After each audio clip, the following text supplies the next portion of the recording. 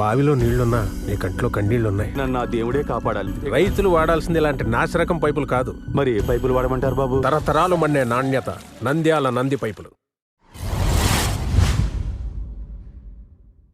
నంద్యాల జిల్లా కలెక్టర్గా జూలై 7, 2024లో బాధ్యతలు స్వీకరించి నంద్యాల ప్లాటూన్ కమాండర్గా బి రాజు గారు, అసిస్టెంట్ కమాండర్గా అమర్ నారాయణ్ గారు వివరిస్తున్నారు. థర్డ్ ప్లాటూన్ సివిల్ పోలీస్ కమాండర్గా ఎస్ గంగయ్య గారు ఎస్ఐ గారు, అసిస్టెంట్ కమాండర్గా ఎస్ షాషా గారు ఎస్పీ గారితో కూడినటువంటి వాహనం ద్వారా పౌరులను, ప్రజలను, మరి ముఖ్యంగా కళాశాల సెల్యూట్ చేస్తూ ముందుకు సాగుతూ ఉన్నది. ఫోర్త్ ప్లాటూన్ కమాండర్గా పి పుల్లయ్య గారు, కమాండర్గా జోసెఫ్ గారు, అలాగే పోలీస్ బ్యాండ్ ఇన్ఛార్జ్గా లక్ష్మీనారాయణ గారు, ఎన్సిసి కంటింజెంట్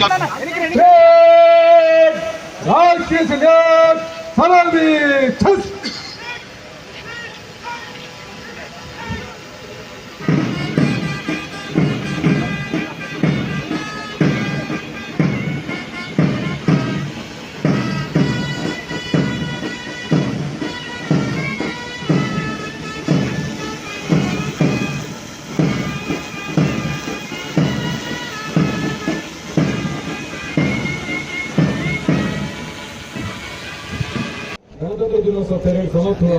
निष्क्रमण करने की आज्ञा प्रदान करें. మహోదయ్ ఈనాటి ఘనత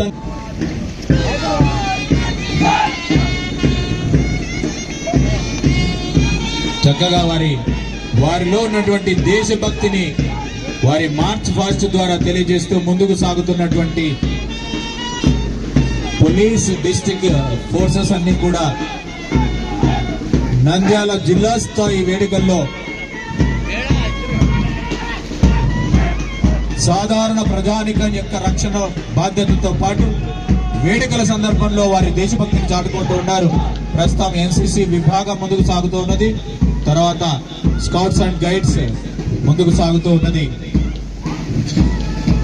కార్యక్రమాలన్నింటినీ కూడా సుశిక్షణ అందించడంలో గౌరవ ఎస్పీ గారు, అడిషనల్ ఎస్పీ అడ్మిన్ గారు, అడిషనల్ ఎస్పీ ఏఆర్ గారు వీరందరూ కూడా వారి దిశానిర్దేశంలో పరేడ్ అందరూ కూడా చక్కటి సాధనతో ఈనాటి పరేడ్ నిష్క్రమణ కోసం అనుమతి తీసుకోవడం కోసం వేదిక వద్ద విచ్చేస్తూ ఉన్నారు, సాధిస్తూ ఉన్నారు.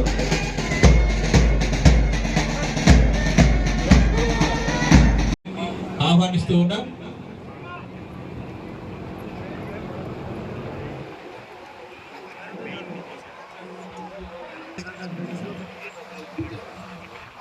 మొదటిగా ఫైర్ డిపార్ట్మెంట్ అగ్నిమెంట్ గా మార్చబడింది. ఫైర్ సర్వీసెస్ డిపార్ట్మెంట్ ముఖ్యంగా శ్రీశైలం యార్ ప్రాంతాల్లో ప్రతినిత్యం కూడా ప్రమాదాలు జరిగినప్పుడు ప్రజలను ఆదుకునే విధంగా సాగుతూ ఉన్నాయి. వారి యొక్క 2 వీలర్ వెహికల్ ఫస్ట్ బుల్లెట్ ఇది పరిమితమైనటువంటి కెపాసిటీతో ఇరుగు ప్రాంతాలు ముందుకు సాగుతూ ఉన్నది. భారతదేశ మేలైన సాగు యాజమాన్య పద్ధతులను పొలం పడిని వారి శాఖకు సంబంధించినటువంటి అనేక అభివృద్ధి సంక్షేమ పథకాలను వారి సంఘంలో వారు పొందుపరుచుకుని ఉన్నారు. రసాయనిక పురుగు మందులు అవశేషాలు లేనటువంటి నాణ్యమైనటువంటి దిగుబడులు సాధించే విధంగా వారి యొక్క పథకాలు రైతు మిత్రులుగా వ్యవసాయ శాఖ వివరిస్తున్నటువంటి వారి తీరుతలను కూడా వివరిస్తూ ఉన్నారు.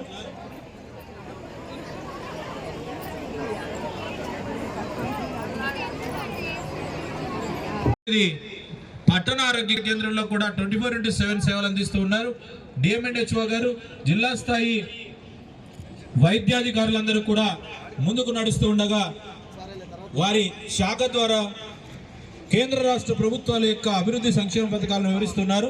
108 సేవలు, ఎన్టీఆర్ వైద్య సేవ, జేఎస్వై వాహనం యొక్క ఆవశ్యకత, క్షయ, కుష్టు, ఎయిడ్స్ వంటి అసంక్రమితమైనటువంటి వ్యాధులకు సంబంధించిన చికిత్సలు వీటన్నిటిని వివరిస్తూ శకటంపై వారి పథకాలను, వారి సేవలన్నింటినీ కూడా పొందుపరిచారు.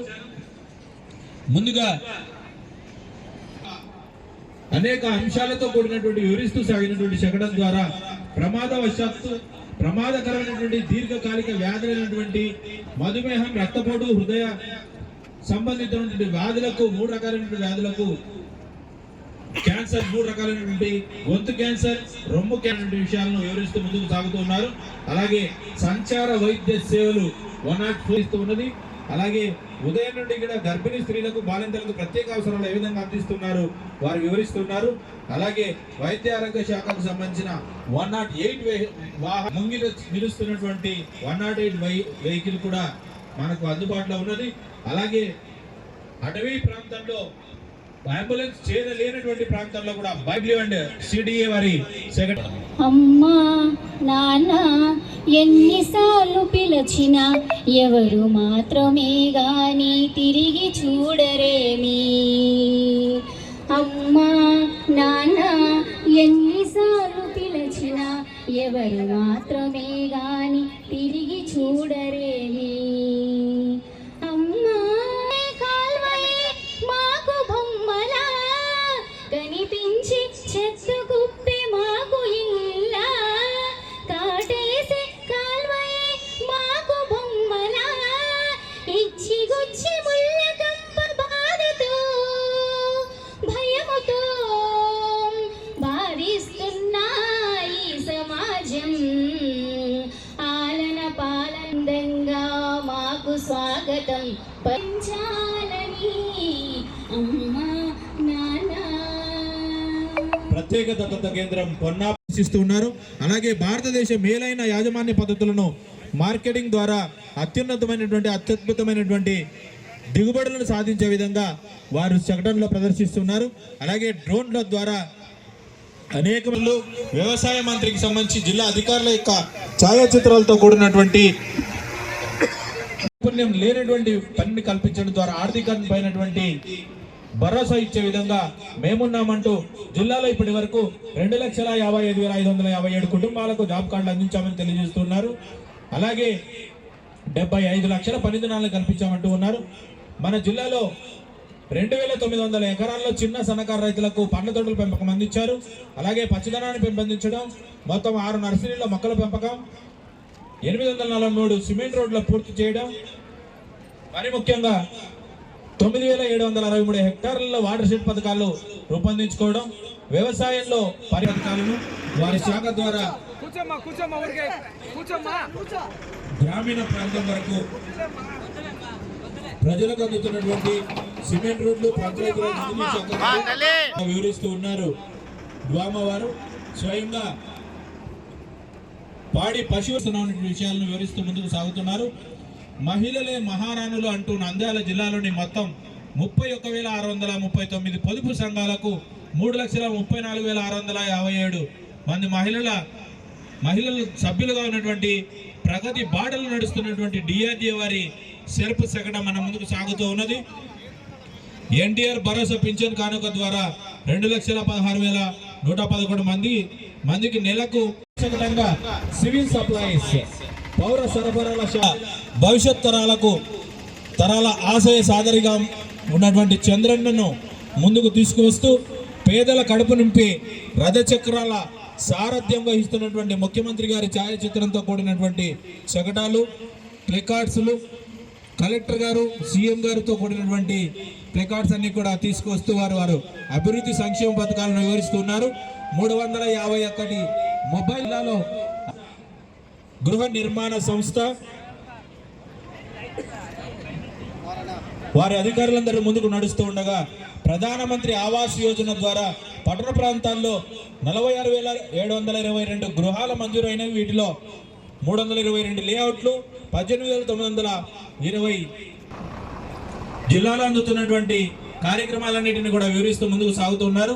అలాగే నంద్యాల జిల్లాకు సంబంధించినటువంటి 11,757 మరుగుదొడ్ల నిర్మాణానికి సంబంధించిన విషయాలు, ప్రధానమంత్రి ఆవాస్ యోజన పట్టణ ప్రాంత 2.0 సౌజన్య నిర్మాణానికి సంబంధించిన విషయాలన్నింటినీ గణతంత్ర దినోత్సవ వేడుకల సందర్భంగా మన ఇల్లు మన గౌరవం అనేటువంటి నినాదంతో నారా చంద్రబాబు నాయుడు గారు నిశ్శబ్దంగా గమనించాలి.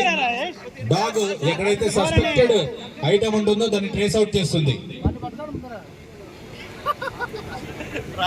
ప్రజలు కూడా అనుమానితమైనటువంటి పదార్థాలు, అనుమానిత బ్యాగులు ఉంటే కూడా పోలీసు వారికి తెలియజేసి అలవాటును అలవర్చుకోవాలి.